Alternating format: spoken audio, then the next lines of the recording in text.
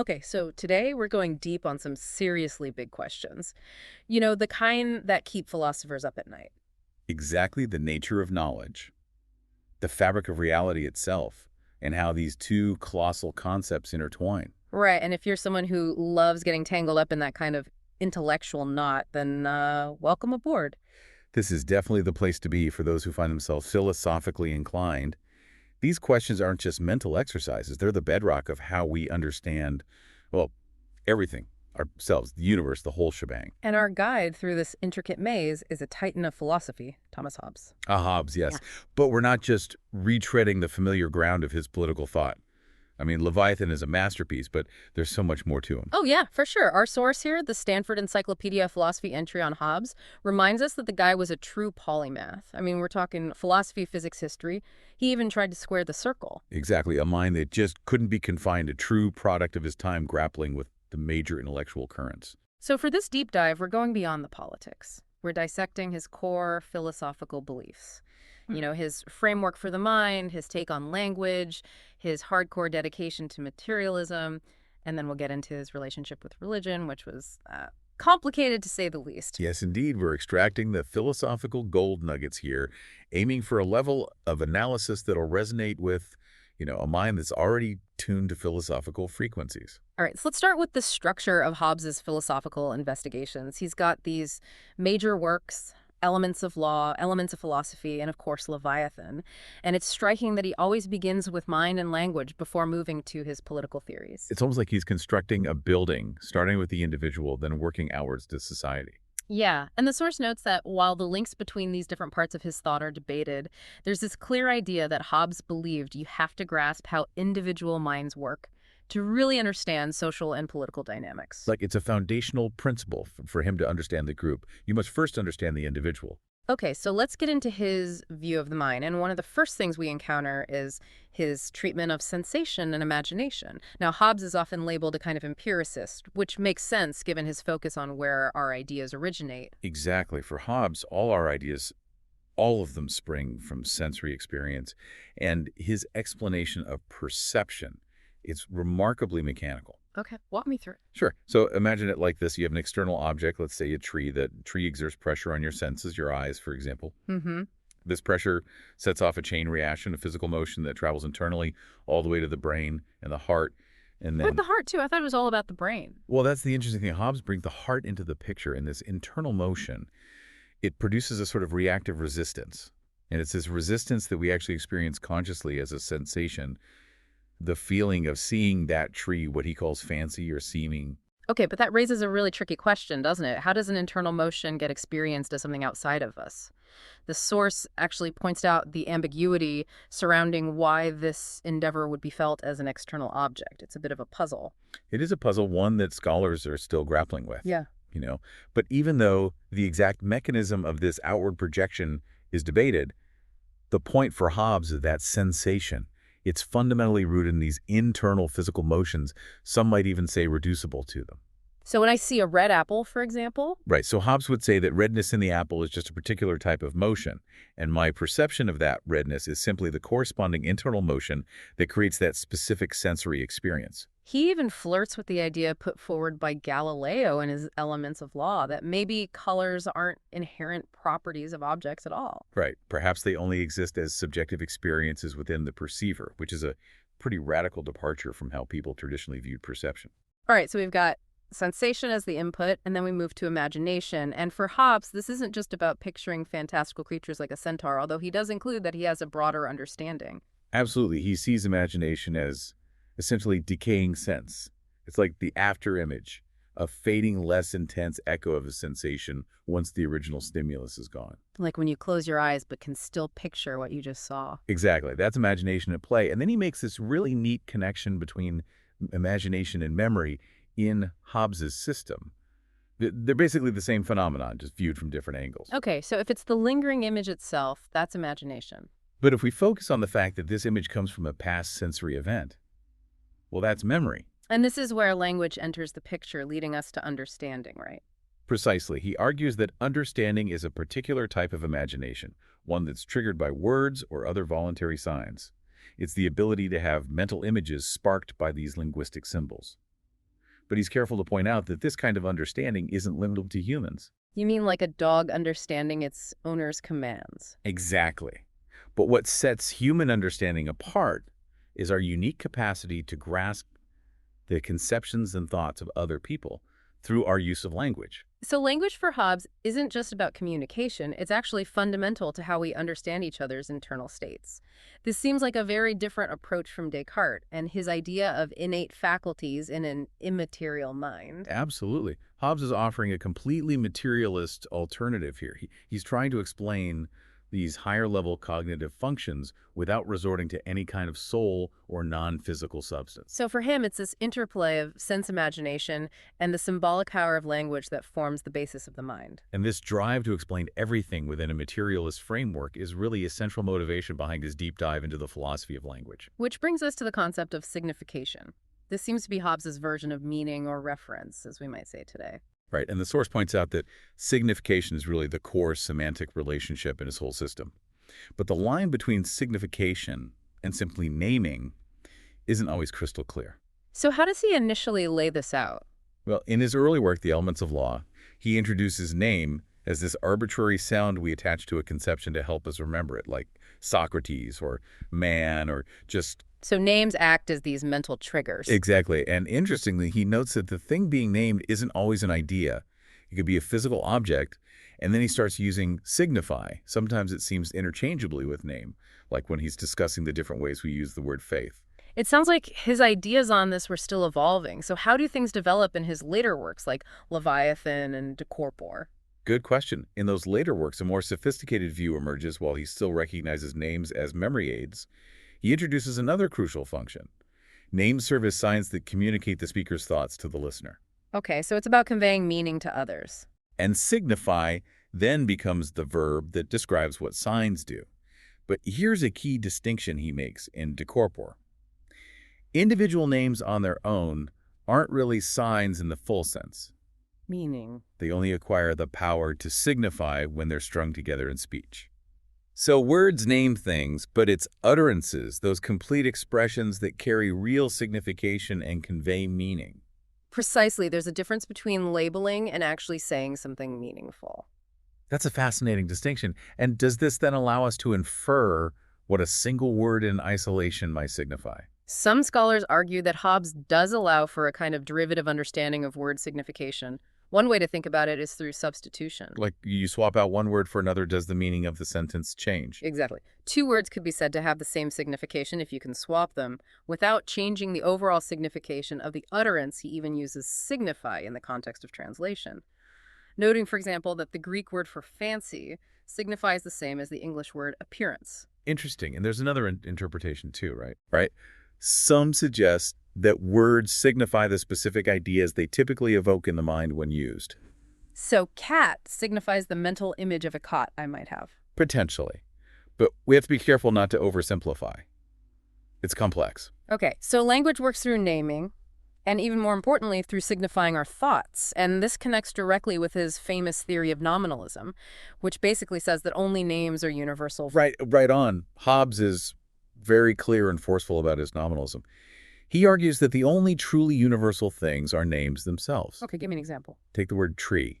It's a universal name because it can be applied to countless individual trees, but there isn't some separate universal entity out there called treeness that exists apart from those individual trees. Right, so no platonic forms floating around. None whatsoever. And when we use a word like tree, we're doing it based on the similarities we see between those individual trees, not because they all share in some abstract universal idea. So my idea of tree isn't some perfect abstract concept. It's more like a collection of individual mental images of specific trees I've encountered. Exactly. And the key is that we understand similar vocal sounds have been associated with different things that share certain resemblances. This is central to how language functions in his system. But his nominalism wasn't without its critics, was it? I know Leibniz had some pretty strong objections. Oh yes, Leibniz was a sharp critic. He called Hobbes a supernominalist, meaning he thought Hobbes went even further than just reducing universals to names. How so? Leibniz believed Hobbes was essentially saying that truth itself is dependent on names, and even more controversially on human will as expressed through definitions. So truth becomes arbitrary. In a way, and Leibniz countered this by pointing out that in areas like math, basic arithmetic truths. Those stay the same regardless of what symbols or language you use to express them. Right, like 2 plus 2 equals 4 no matter what. Exactly. And Descartes and Henry Moore also raised similar concerns. They highlighted how the same facts can be expressed in completely different languages. So if truth really boils down to names and definitions, how does Hobbes explain the fact that statements like, this mag is red in English and say, dies that Tasch ist rot in German seem to convey the same basic information about the world? This is where his concept of signification might offer a response, while the individual names are different, red versus rod. The whole utterance could be said to have the same signification. It's conveying the same thought or piece of information, regardless of the specific language used. Okay, so even though the words are different, the underlying meaning can be the same.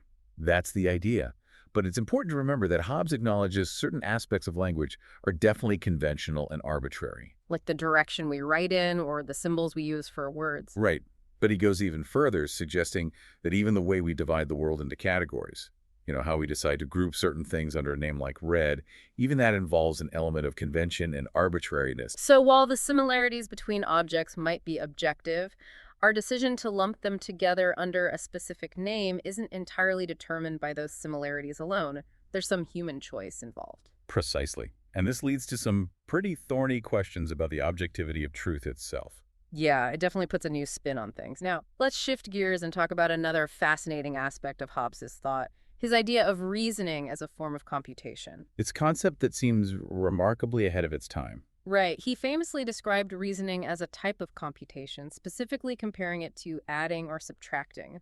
He gives examples of how we combine simple ideas to form more complex ones. Like building the concept of a square by adding the ideas of quadrilateral, equilateral, and rectangular. Right, and then he applies this to propositions, seeing them as the addition of a predicate name to a subject name like snow plus white equals snow is white. And he even extends this to syllogisms, those classic logical arguments, interpreting them as a form of addition involving three names connected by a middle term, like every man is an animal, every animal is a body, therefore every man is a body.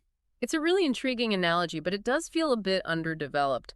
The source points out that he never really lays out the specific rules for this addition in reasoning, especially when it comes to distinguishing valid syllogisms from invalid ones. You're right. Simply combining parts of premises doesn't guarantee a logically sound conclusion, and Hobbes does acknowledge that certain syllogisms are defective, but he doesn't fully explain what governs this addition to ensure logical validity. So it's not entirely clear what the metaphor of computation really adds to our understanding of logic beyond a kind of suggestive parallel. That's a valid point, but despite that, this idea of reasoning as computation did have a big impact historically, didn't it?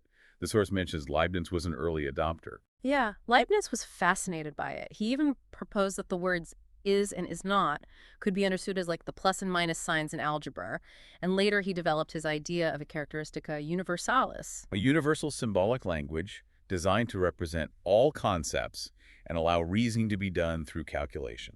And more recently, there have even been connections drawn to the modern computational theory of mind. The idea that the mind functions like a computer processing symbols according to specific rules. So it's tempting to see Hobbes as a precursor to modern AI research, but the source cautions against overstating that connection. Yes, while there are surface similarities, the parallels only go so far. Hobbes's concept is much less developed than modern computational theories, so it would be an oversimplification to say he launched artificial intelligence. Okay, so we've delved into his ideas about mind and language. Now let's turn to one of his most fundamental philosophical commitments, his materialism. He was absolutely convinced that human beings, including our minds, are entirely material entities, and later in life he even extended this to God. Right, by the time he wrote Leviathan and De Corpore, he was a staunch materialist when it came to human nature. And that was a pretty radical view in his time, and his later belief in a material God, while maybe not as central to his overall philosophy, definitely highlights his unwavering commitment to this core principle. It makes you wonder, as the source does, if his whole account of mind and language was meant as a kind of indirect argument for materialism. You mean like, look, I can explain how the mind works using only material processes, so why bother with an immaterial soul? Exactly. And, his nominalism does away with the need for a separate faculty beyond imagination to account for general thought. But the source points out that he doesn't explicitly make this argument. He's more focused on refuting those who believe in immaterial beings. And those critiques could be pretty harsh. He even dismisses talk about incorporeal things as insignificant speech. Right. In Leviathan, he says any discourse about immaterial substances is basically meaningless because the terms involved are inherently contradictory, like incorporeal body. He's saying that if the statement is fundamentally false, and he believes any claim about immaterial substances is false, then combining the names in that statement just leads to a nonsensical term. But as the source points out, Hobbes is basing the insignificance of this speech on the truth of materialism itself, which isn't going to convince anyone who already believes in an immaterial soul. He also takes on what he sees as errors in philosophical reasoning in De Corpore, especially the jump from considering something abstractly to believing it can exist independently. Right. He points out that just because we can think about thinking in the abstract without specifically thinking about a body doesn't mean that thinking can exist separately from a material substrate. And he targets the scholastic Aristotelian tradition for this. The idea of a separate human soul, Hmm. right? And he's very critical of that tradition even in his work Behemoth. But it's worth noting that despite rejecting many core Aristotelian ideas, there were still some influences there. And he seems to have Descartes' argument for mind-body distinction in his sights as well, especially the argument from clear and distinct conceivability. You mean the idea that if I can clearly and distinctly conceive of one thing existing without another, then they must be truly distinct. Exactly. But Hobbes seems to miss the nuance of Descartes' position. He argues against the general principle that conceivability implies real separability without addressing the specific role of clear and distinct conceivability. A crucial detail for sure. So despite his strong belief in materialism, his actual arguments for it might seem a bit weaker than you'd expect. True. And the source suggests that maybe his confidence came from a belief in the future progress of science. Like he thought that just as Harvey had made these breakthroughs in understanding the body through material mechanisms, future science would eventually eliminate the material basis of the mind as well. Almost like he's anticipating future discoveries. A sort of faith in the power of scientific inquiry to explain everything eventually. And this emphasis on scientific explanation leads us nicely into his views on method. He was clearly deeply interested in both the practice and the theory of science.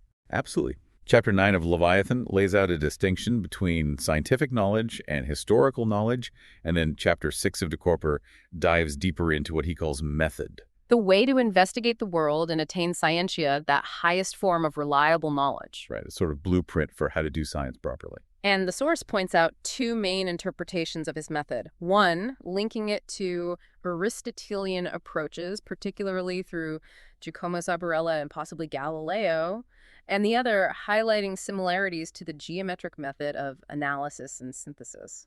Now, there are anecdotes from Aubrey linking Hobbes to both Galileo and Euclid, which has fueled these different readings. And while the influence of geometry is there in how he sometimes uses terms like analysis and synthesis, the connection to Zabarella is particularly interesting, though it's been debated by scholars recently. For those unfamiliar with Zabarella, can you give us a quick rundown? Sure. So Zabarella was a big deal 16th century Aristotelian logician who taught at the University of Padua. His method, often called resolution and composition, is better understood as a three-step process involving what he called a regressus. And what's that? So this regressus is about moving from a confused understanding of an effect to a confused understanding of its cause, then going deeper to get a clear intellectual grasp of that cause, and finally returning to a more complete and clear understanding of the effect based on that clear understanding of its cause. So it's a cycle of inquiry going from fuzzy to clear knowledge through a deep dive into cause and effect relationships. Exactly, refining your understanding through investigation. Okay, and how does this connect to Hobbes's model of scientific explanation in De Corpore? Well, Hobbes argues that a good scientific explanation has to clarify three things: what the cause is, what that cause is like its nature, and how it produces the effect. Very cause and effect focused. And there are potential parallels with Zabarella's regressus in how Hobbes emphasizes moving from observing effects to identifying causes, and then showing how those causes produce the effects. So there's a shared emphasis on understanding things through their causes. Exactly. And Hobbes' requirement to understand how a cause works,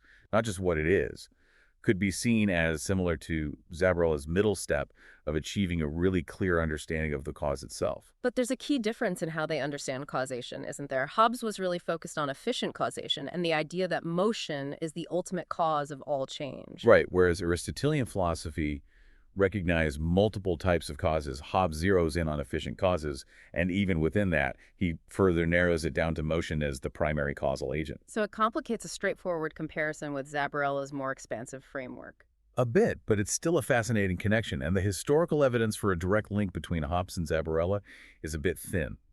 The Galileo link is tricky because of timing. So how might Hobbes have encountered Zabarella's ideas? Well, the source suggests a couple of possibilities, maybe through William Harvey, who studied at Padua where Zabarella taught, or maybe even directly through reading Zabarella's works, which were widely circulated. It's an open question, a bit of a historical puzzle, but nonetheless a potential intellectual link. All right, so finally, let's tackle Hobbes's philosophy of religion, an area that sparked some of the most heated debate and a whole range of interpretations. Definitely, Hobbes's religious views are notoriously tricky and have been read in so many different ways, from outright atheism to some unconventional form of Christian belief. Right, and for our philosophical exploration today, we're going to focus on his views about God's existence and the nature of knowledge from revelation.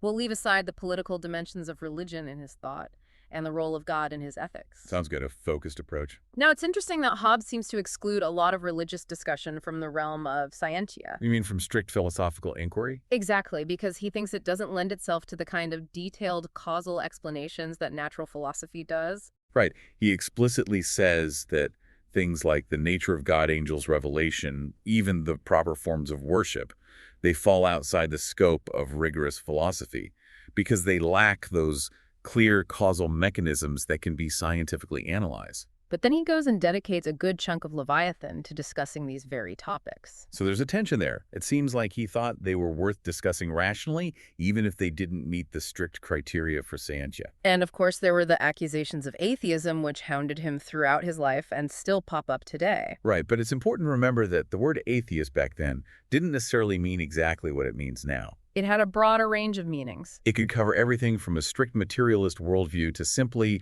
questioning the literal truth of the Bible or expressing skepticism about miracles. And many of his critics actually thought he did believe in God in some form, even if they saw his views as unorthodox or incompatible with true Christianity. While others like Cudworth genuinely believed he denied God's existence altogether, a mixed bag of interpretations. Now, in Elements of Law, Hobbes presents a version of the cosmological argument for God's existence. You know, the idea that the universe must have a first cause. Right, but he argues that our knowledge of God is limited to that basic understanding of him as the first cause. And he says that when we describe God, we're not actually capturing his essence, we're more expressing the limitations of language and our own reverence. That idea of God being ultimately unknowable. And these ideas reappear in Leviathan, but then in his later writings, things get a bit strange. He introduces this idea of a corporeal spirit. In the appendix to the 1668 Latin edition of Leviathan, and in his answer to Bishop Bramhall, he proposes that God actually has extension. He describes God as this extended being that's somehow mixed throughout the world that can affect everything in it. So not the traditional view of an immaterial God. Not at all. The source calls it odd theism rather than atheism. It's definitely a departure from the norm. And it seems like a big shift from his earlier stance on God being essentially incomprehensible. It does raise questions about the consistency of his views, but it seems he genuinely believed in and defended this idea of a corporeal God as a valid Christian position. So a strange kind of theism rather than outright atheism. Right, and regardless of his specific beliefs about God, he was definitely skeptical of many widely held religious views, especially when it came to the Bible dreams, visions, miracles. Yeah, he had this critical approach to scripture that was pretty groundbreaking for his time. It foreshadowed later historical critical methods of biblical interpretation. And he offered natural explanations for things like dreams and visions, saying they come from natural causes like our physiology and psychology, not divine communication. And he was skeptical of miracles, too, emphasizing the possibility of trickery and warning against being too quick to believe, similar to Hume, though maybe less rigorously argued. Shared skepticism towards the supernatural. Now, the source also mentions the argument that Hobbes's theistic statements were just a cover for a secret atheism. Right, that he was actually an atheist but hid it to avoid trouble. And they point to apparent inconsistencies in his idea of a material God and potential circularity in how he talks about prophecy and miracles. But the source also points out that it's really hard to definitively prove someone's hidden beliefs, especially when they were as outspoken as Hobbes was on other controversial topics. I mean, he challenged prevailing views on so many things. It seems odd that he would only conceal his atheism. It would require a pretty complex explanation of his motivations and his assessment of the risks involved. So it remains an open question, a matter of interpretation. Definitely. And finally, it's worth touching on the reception of Hobbes's work. He was a widely read and controversial figure in his time and continues to be so today. His political philosophy often takes center stage, but his non-political views also got a lot of attention and criticism from thinkers like Cudworth Moore and Cavendish. And his connection to Leibniz is particularly notable. Leibniz engaged deeply with Hobbes's ideas, even though he ultimately disagreed with many of them, especially on nominalism and reasoning as computation. Right, and there's also the influence on later British empiricists like Locke and Hume. True, though. The connections with Locke might be less direct. His focus on experience as the source of knowledge, his interest in language, his openness to the possibility of materialism, and his skepticism towards revelation, these all echo Hobbesian themes. And with Hume, the links are perhaps clearer. His idea of ideas as fading impressions sounds a lot like Hobbes's decaying sense, and the structure of his treatise of human nature mirrors elements of law. And the source even suggests we could talk about an empiricism of Hobbes, Locke, and Hume as a distinct philosophical tradition, a lineage of thought. So as we wrap up our deep dive, we've covered a lot of ground. Hobbes's materialist account of mind and language, his influential theory of nominalism and signification, his ahead-of-its-time view of reasoning as computation, his arguments for materialist metaphysics, his method rooted in cause-and-effect explanation, and his complex and often perplexing views on religion. A lot to unpack, for sure. And it's clear that these different parts of his thought were deeply interconnected. They form a complete, though often controversial, philosophical system aimed at giving a unified explanation of the natural world and human nature itself. He really sought to build a coherent and systematic account of reality based on material principles and a commitment to scientific methodology. So this leads us to a final thought for you, our philosophically inclined listener, as you reflect on Hobbes's vast and interconnected system. What aspects stand out to you as most compelling or maybe most problematic from a modern perspective? Do the implications of his materialism for how we understand consciousness still resonate today? Does his nominalist take on language connect with current debates about concepts and meaning? Or perhaps it's the tension between his rational approach to science and his more skeptical view of religious experience that you find most striking. Lots to ponder, for sure. We encourage you to delve deeper into the thinkers and topics we've explored today. Maybe check out the bibliography in the Stanford Encyclopedia Philosophy entry on Hobbes, or explore related entries on figures like Descartes and Leibniz, or dive into the history of empiricism. There's a wealth of knowledge out there waiting to be discovered. Thanks for joining us on this deep dive. It's been a pleasure. Until next time, keep those philosophical gears turning.